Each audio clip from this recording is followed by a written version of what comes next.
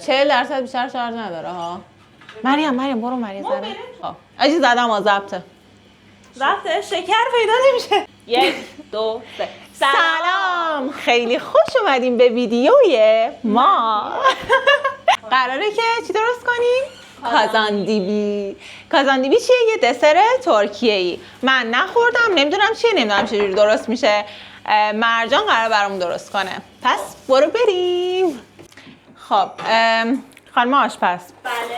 چیا میخوایم واسه کازاندیبی؟ 1 عدد زرده تخم مرغ احتیاج داریم، به نصف لیوان شکر، با 1.5 قاشق نشاسته ذرت، 1.5 قاشق آرد و شیر میخوایم یه لیوان. 2 تا قاشق از شکرمون که برداشتیم نصف لیوان میریزیم تو مایتابه تا کاراملی بشود. بله. خب آقا، من یه چیزی میخوام تعریف بکنم. خاطره اولین سفر ما به خارج از کشور. آی وای. آره، اولین سفر که رفتیم خارج، شهر وان ترکیه رفتیم که خیلی خوش گذشت. دختر خاله پسر خاله ای رفتیم. آره فامیلی رفتیم. 4 نفر، من و مرجان، امیر و الهام. سال چند بود؟ 97 اینا. خیلی قدیم بود. تو بکنم 18 ساله بود. آره. فکر کنم مدرسه میرفتم، نه؟ یادم نیست اصلا. من هیچ تصوری نداشتم که وان چه شکلیه، چه جوریه، چه جور جاییه. بس اون موقع رو بورس نبود انقدر وان. الان خیلی هم میرم. بعد خیلی الان تغییر کرده وان. ما هم چند وقت پیش رفتیم، خیلی تغییر کرده بود. خلاصه هیچی، با اتوبوس رفتیم کجا؟ تبریز. با ماشین. امیر آردی داشت اون موقع. یه آردی بود دیگه. رفتیم چی؟ با یه آردی رفتیم تهران. چی اونجا پایان اتوبوس رانی و اینا. چی میگم بهش؟ همون درسته. بعد رفتیم اونجا، بلیط خریده بودیم که بریم تا تبریز. رفتیم تبریز، از تبریز با تاکسی رفتیم خوی، از خوی درست میگم؟ از خوی با یه با یه ماشین دیگه رفتیم تا لب مرز. عوارض خروج چقدر بود؟ 15,000 تومان. جدی به خدا من یادم 15 تومن اینا بودش. خیلی ارزون بود. لیر چند بود؟ 2,200. آره 2,200. رفتیم اون بعد رفتیم هتلمون رو چقدر گرفتیم؟ 50 لیر. داریم مگه 50 لیر؟ حتی واسه اون موقع هم خیلی ارزون بود، چون من یادم بود مثلا خیلی خوش قیمته. آره به خاطر هتل خوبی هم بودا. بعد شهر رو دیدیم و تازه ذوق زده شدیم، رفتیم آقا لباسامون رو عوض کردیم، از این رو با اون رو شده. خیلی خنده دار بود. من یادمه از هتل که اومدیم بیرون همه این شکلی ما رو نگاه می‌کردن، چون میگفتن خب اینا همونایی که الان رفتن تو. ولی ما رفتیم تو شهر. ببین کلا وان یه دونه چهارراه دیگه، خیلی کوچیک، خیلی شهر کوچیکیه.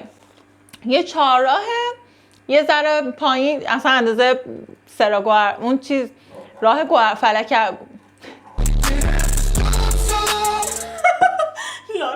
چیزا یادته میدونه که ماهی سرش بود؟ آره اون چیزش بود دیگه. الان هم هست ماهیه. اون تاکسی زرده هنوز هم هست، ولی یلو تاکسی. ولی الان که ما آخرین بار رفتیم زنگ زده بود، خراب شده بود. و یه دونه مرکز خرید اون موقع داشتن میساختن که الان تکمیل شده. کلا یه دونه مرکز خرید داشت دیگه اون ما رفتیم، یا نبود هیچی؟ نه چرا بود، بر روبرو همون یلو تاکسی یه دونه مرکز خرید. زیاد یادم نمیاد. اوکی، تو به کجا رسیدی؟ بابت کازاندیبی. خب یه مقدار این کاراملی شدن شکر زمان میبره، ولی یه تقریبا هم مثلا یه 20 دقیقه طول میکشه. ولی اینجا شکر و آرد ذرت رو گذاشتم کنار. بعد 2 لیوان شیر بریزیم که حالا میتونم الان بریزم دیگه. بعد شیر رو با اون ذره تخم مرغ قاطی کنی؟ آره یه حالت فرنیتور میشه که چیزه. بعد انقدر همه رو همه رو میریزیم توی یه ذره. ولی شکر زیاد داره ها، نه؟ ببین نصف لیوانه، از اون نصف لیوانه 2 قاشقشو برمی‌داری، برای این کاراملی شدن می‌ریزی. چرا گوله شد؟ طبیعیه. بچه‌ها موقعی که موادمون رو با هم قاطی کردیم، خب زرده تخم مرغ و شیر و آرد ذرت یه ذره گوله میشه. آره این گوله میشه، اصلا نگران نباشین دیگه. باید همش بزنین تا این باز بشه. بعدم که یه مقدار سفت میشه، حالت غلیظ غلیظت پیدا میکنه، اون موقع دیگه خاموشش میکنید. حالا باز نشون میدم بهتون دیگه. خلاصه چی سوار ماشین شدیم اومدیم بیایم، هوا تاریک، ماشاءالله یه دونه چراغ اونجا نبود.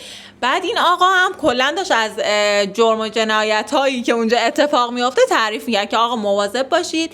نه نگفت مواظب باشید، گفتش که اینجا اتفاقایی میفته. آره که مثلا میبرن پشت کو کلیه مالیت رو در میارن و از اینجور داستان داشت تعریف می‌کرد. همون لحظه میاد در داشبورد رو باز میکنه که سیگارش اونجا برداره، ما یه اسلحه نمایان میشود. اسلحه چی میگه اون وسط وجدانن؟ ما خیلی ترسیدیم. یه دونه برج ایفل نوکتیز روی داشبوردش بود. بعد امیر میگه همه امید من به این بود که اگه این خواست به ما مثلا آسیبی بزنه کاری کنه یا زد بغل، من این ایفل رو برمی‌دارم میزنم تو گردنش.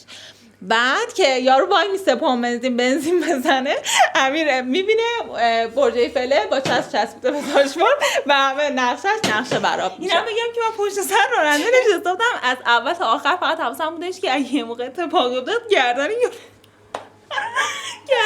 بگیرم که مثلا تسلط داشته باشم به کار دیگه. که حالا من اون لحظه داشتم به فکر می‌کردم که وای چقدر بهمون خوش گذشت، چقدر اینجا باحاله، چقدر مثلا خفن این کوه‌ها و اینا تو این فضا. ولی هیچ اتفاقی نیفتاد و ما به سلامت رسیدیم تبریز و با اتوبوس برگشتیم. خیلی آدم خوبی بود واقعا. آره اونم واقعا خیلی آدم خوبی بود. ما به هر حال آدم میترسه دیگه. آره دیگه بالاخره با این اتفاقایی که با اینجا اون چیزایی که تعریف کرد و اینا، ولی خب الان خیلی اون مسیر تغییر کرده. قشنگ جاده رو پهن کردن و آسفالت کردن و چراغ مراغ گذاشتن، خیلی خوب شده. خلاص سفر برید، خوش میگذره.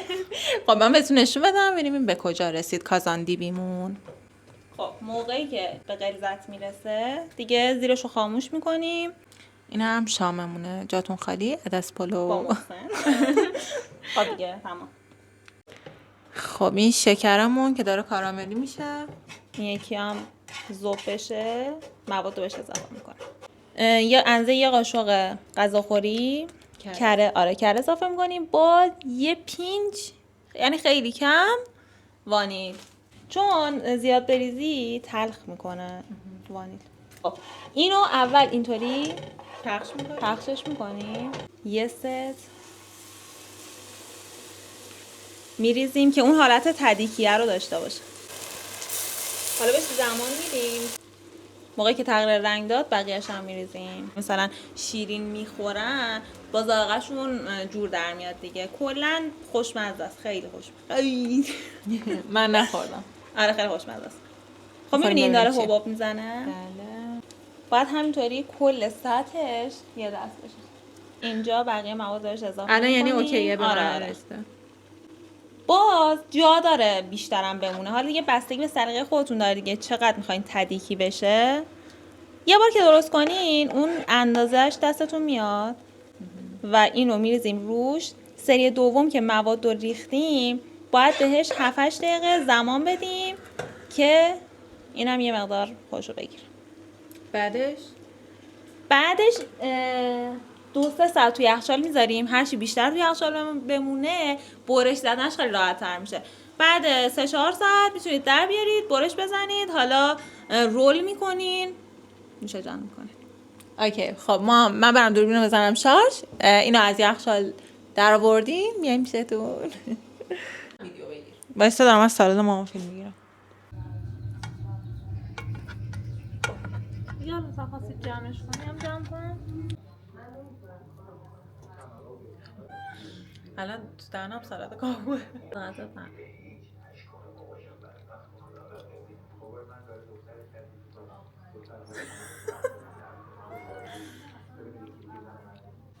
سوخته رو بگیر. سوخته آها سنساسیان کن.